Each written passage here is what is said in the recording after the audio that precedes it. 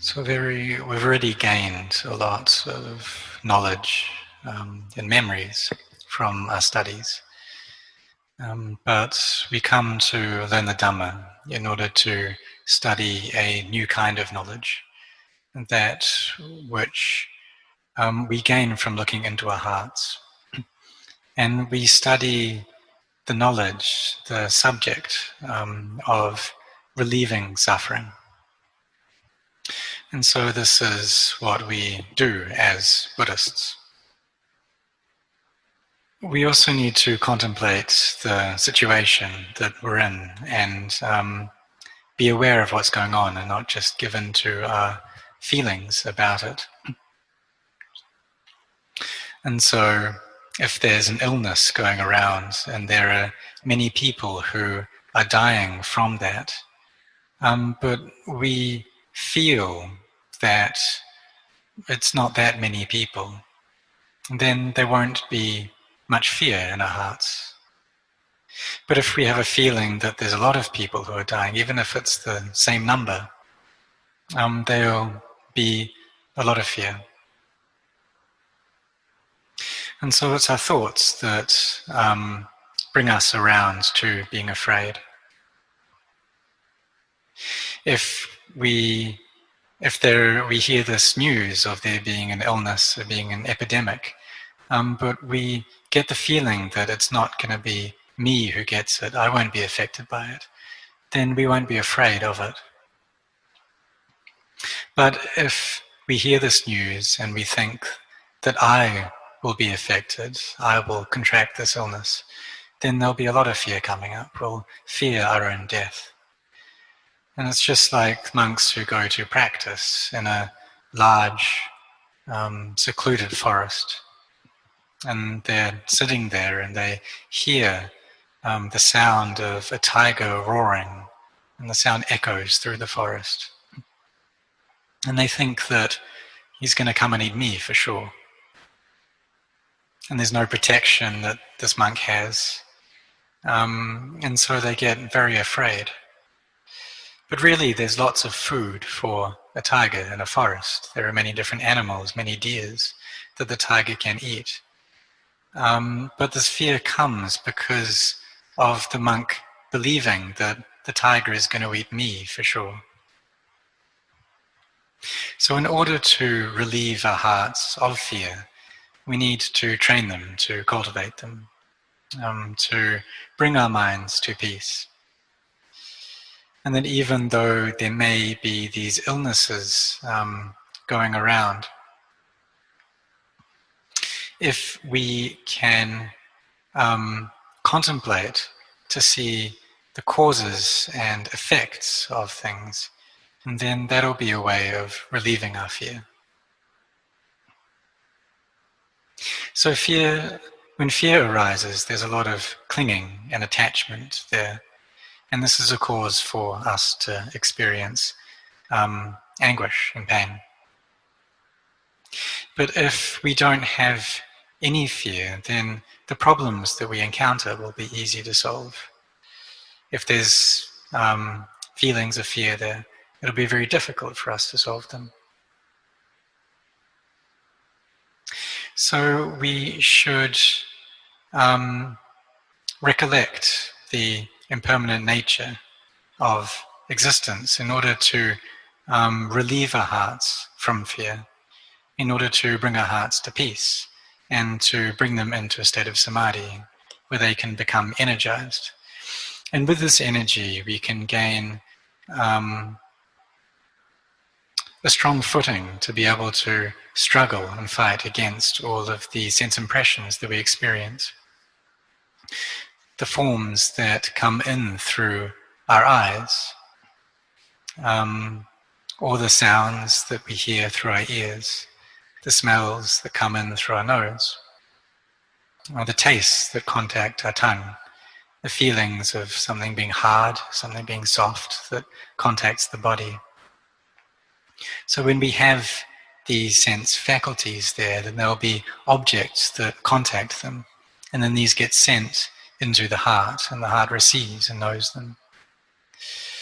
If our minds are centered, then they're like clear water. And when any emotion or any sense object comes in, and the mind then loses that centeredness and it becomes dyed by that object. And it's just like color being put into water.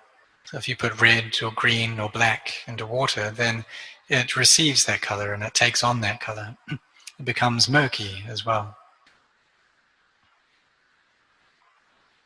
So when we experience any of these objects, then it's natural for some form of greed, hatred, and delusion to arise. And then when that object leaves, then the greed, hatred, and delusion leaves as well. But the difficulty comes about because these sense objects arise very frequently. And if we don't have mindfulness, we don't have wisdom, then there's no stillness in the heart.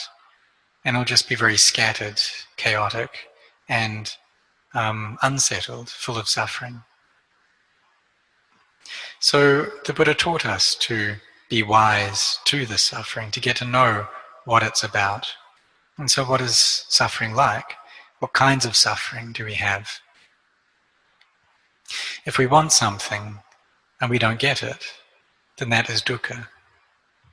When we experience old age, sickness, and death, then that is dukkha. Separation from the things that we love and find dear, that is dukkha. And this dukkha, the Buddha raised up to be a noble truth, an Arya Satya, something that we should get to know and understand, something we should pay attention to. So what is this dukkha like? So we should get to know that, and the Buddha himself got to know it. So there are these three aspects to each of the Four Noble Truths. And the Buddha taught those clearly and got to know them himself very clearly. Knowing what dukkha is like. And that this dukkha has a cause. And that cause is craving. And there are these three kinds of craving that the Buddha pointed to.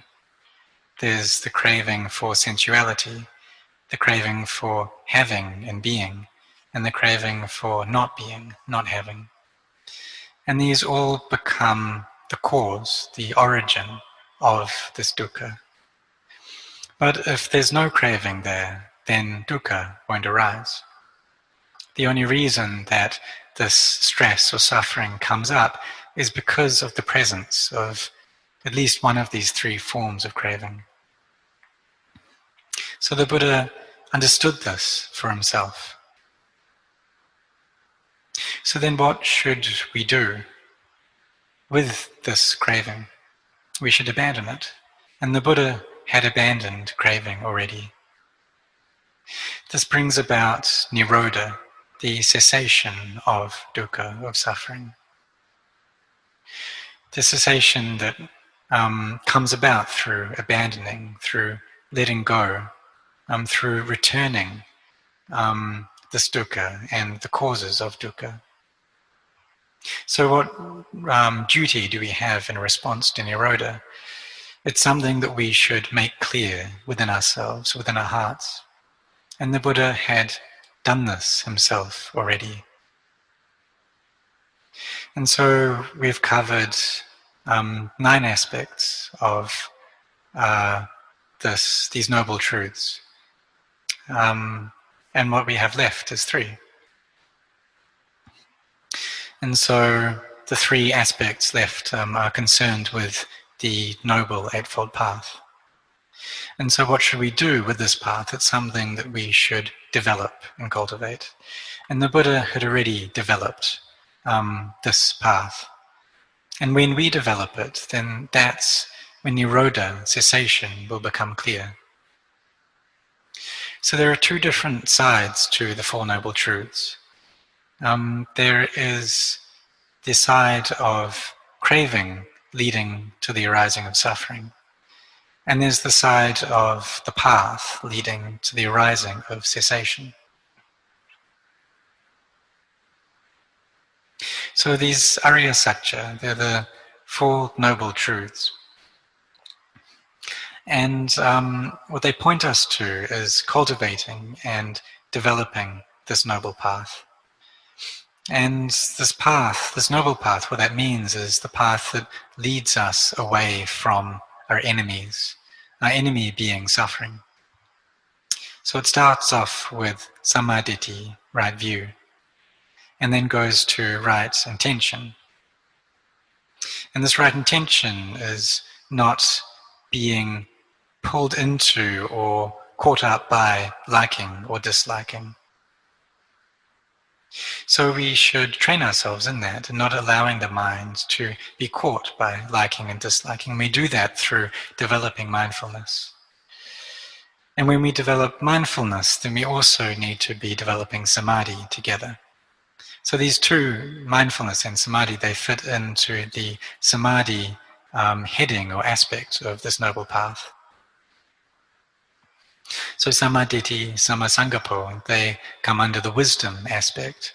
And then with sila, we have right action, right speech, right livelihood. So all of us, we should try to cultivate and develop this noble path because it leads us to peace. And then with that peace, we can contemplate into the nature of our craving and see that the whole world is just conventions and everything in the world is merely convention. In truth, there's no me or mine there. There's no self, but it's that our minds go and attach to these conventions and impose this meaning of a self upon them. They attach to these four elements that have come together and coagulated into this body that's sitting here right now. But are we able to control this body? If our minds and our body were the same thing, then we would have control over our bodies. But we can contemplate that if air, oxygen, is absent from these bodies, then they'll die.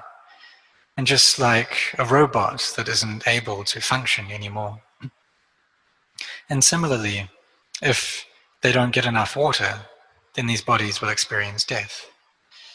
If the heat disperses or the hardness, the earth element breaks up, then it will likewise experience death.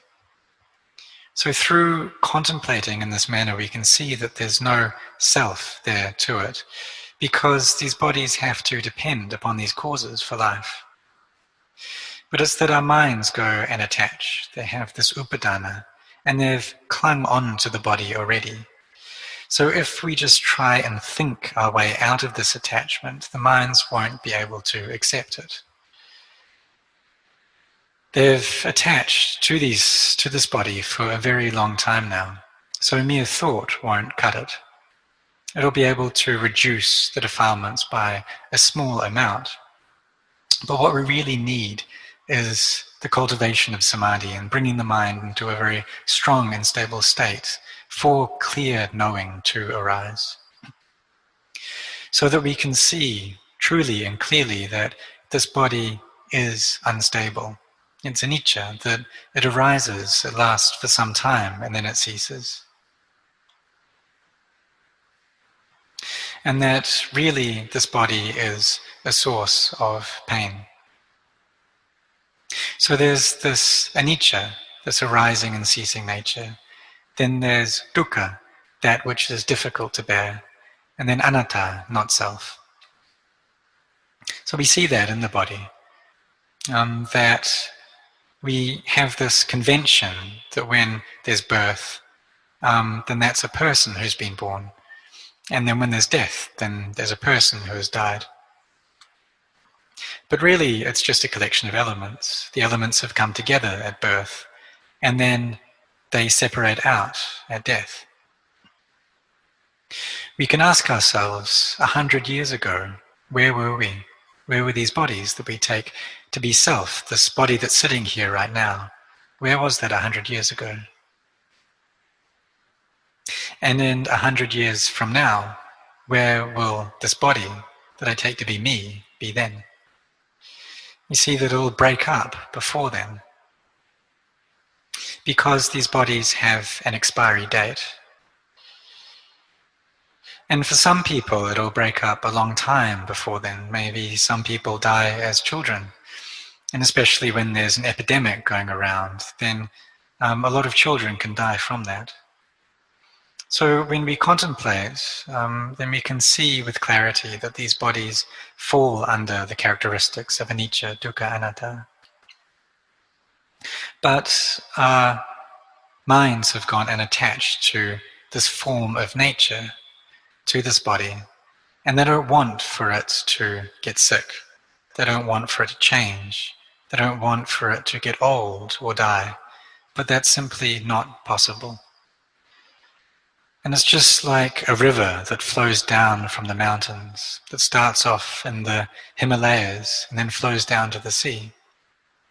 And if someone were standing on the bank of that river and watching it, and they desired for the water to flow upstream, for the water to go upwards against gravity, then that person will experience suffering. And it is just like this with our bodies, that if there's someone who experiences birth, but they don't want to get old, they don't want to grow sick or to die, then they will experience the suffering of the heart for sure. Because this world has no owner. The world here, meaning the body, there's no owner to the body. The body, it's under the leadership of old age, sickness, and death. The Buddha discovered this and he taught this truth. But if our minds aren't in a peaceful state, then we won't be able to see that truth. We'll know about it. We'll know that the body isn't self, but we won't see it. And without being able to see it, then we won't be able to abandon the attachment that we have towards our body. So what it requires is this direct seeing of the nature of our bodies. And for that to happen, we need to train our minds in mindfulness and samadhi. We need something there that can bring our minds to a state of freedom and a state of stillness. And from that to look into the nature of samuti, of conventions. And when we see that clearly, then the heart will experience vimutti, liberation. So we train ourselves like this. And today there'll be an ordination that's going to be happening soon. So we'll give everyone the time now to sit in meditation, to cultivate your minds and bring them to peace.